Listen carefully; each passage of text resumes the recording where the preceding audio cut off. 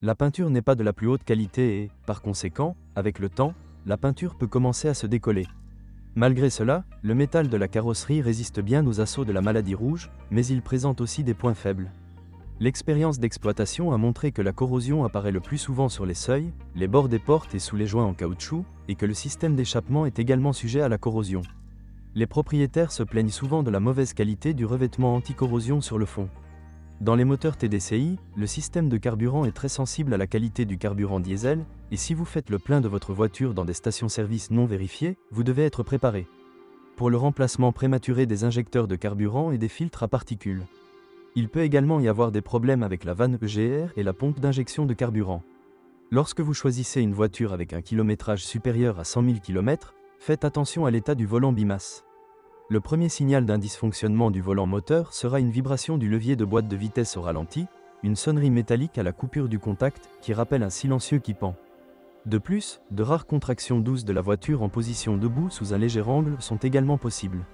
Les moteurs à essence sont également assez fiables, mais après 100 000 km, beaucoup d'entre eux nécessitent le remplacement du support moteur hydraulique. Si vous entendez un claquement métallique rappelant le claquement d'une soupape lorsque le moteur tourne, vous devez vérifier l'état du volet du collecteur d'admission.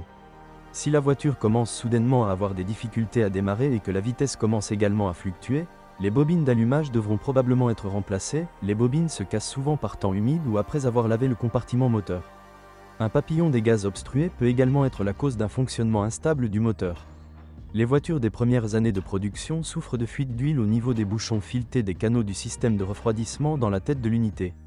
Ce type de moteur a peur du manque d'huile, vous devez donc surveiller en permanence le niveau d'huile dans le moteur, sinon le tendeur de la chaîne de distribution en métal pourrait tomber en panne prématurément. La chaîne de distribution parcourt 200 à 250 000 km.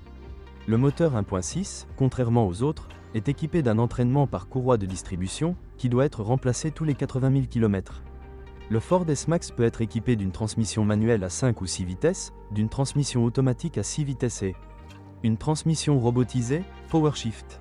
En général, les transmissions automatiques et manuelles sont assez fiables et ne nécessitent pas d'attention particulière. Le constructeur affirme que toutes les boîtes de vitesse ne nécessitent aucun entretien.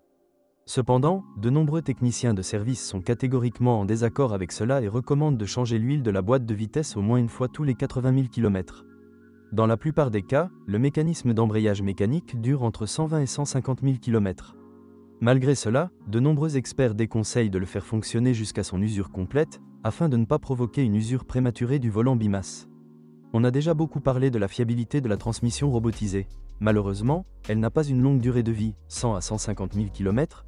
Je refuserai donc d'acheter une voiture avec une telle transmission qui a un kilométrage de plus de 80 000 km. Ford S-Max, il est équipé d'une suspension entièrement indépendante.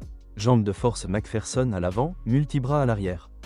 Les versions supérieures peuvent être équipées d'amortisseurs avec réglage de rigidité IDVC. Il convient de noter que les voitures équipées de telles jambes de force ont une garde au sol réduite. Comme l'a montré l'expérience d'exploitation, la suspension du Ford S-Max n'a pratiquement aucun point faible. On peut également noter un haut niveau de confort et son endurance. Par exemple, les jambes de force stabilisatrices peuvent durer entre 60 000 et 80 000 km, les bagues jusqu'à 100 000 km. Les amortisseurs, les roulements de support et les rotules parcourent en moyenne 100 à 120 000 km. Les blocs silencieux, les roulements de moyeu et les joints homocinétiques, avec un fonctionnement soigneux, peuvent durer de 120 à 150 000 km.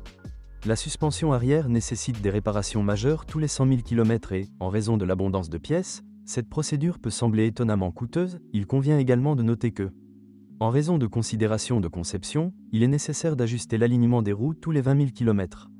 Le point faible de la direction est considéré comme la pompe de direction assistée. La cause d'une panne prématurée de la pompe est une soupape de surpression bloquée. Plus près de 200 000 km, la plupart des exemplaires nécessitent une réparation ou un remplacement de la crémaillère de direction. Les plaquettes de frein s'usent après 30 000 à 40 000 km, les disques dureront 2 à 3 fois plus longtemps. La qualité des matériaux de finition intérieure et de l'isolation phonique est la même que sur une voiture économique. Par conséquent, de nombreux propriétaires doivent supporter des grincements et des bruits parasites. Frappe. Le plastique de la console centrale n'a pas une bonne résistance à l'usure. En règle générale, il perd sa présentation après 5 ans de fonctionnement. L'électronique pose extrêmement rarement des problèmes aux propriétaires, mais uniquement à condition que les refroidisseurs de garage ne l'interfèrent pas. Il convient de noter qu'il n'y a pas si peu de copies utilisées avec des interférences non autorisées dans les systèmes électroniques de la voiture sur le marché secondaire. Par conséquent, divers dysfonctionnements peuvent survenir dans le réseau de bord, jusqu'à l'incendie du module de commande principal. Les problèmes typiques avec le modèle incluent des dysfonctionnements dans la commande du système de climatisation, dommages au câblage, une panne du pare-brise chauffant et une panne du compresseur de climatisation. Assurez-vous de vérifier son fonctionnement avant d'acheter. Si vous êtes propriétaire de ce modèle de voiture, veuillez décrire les problèmes que vous avez rencontrés lors de l'utilisation de la voiture.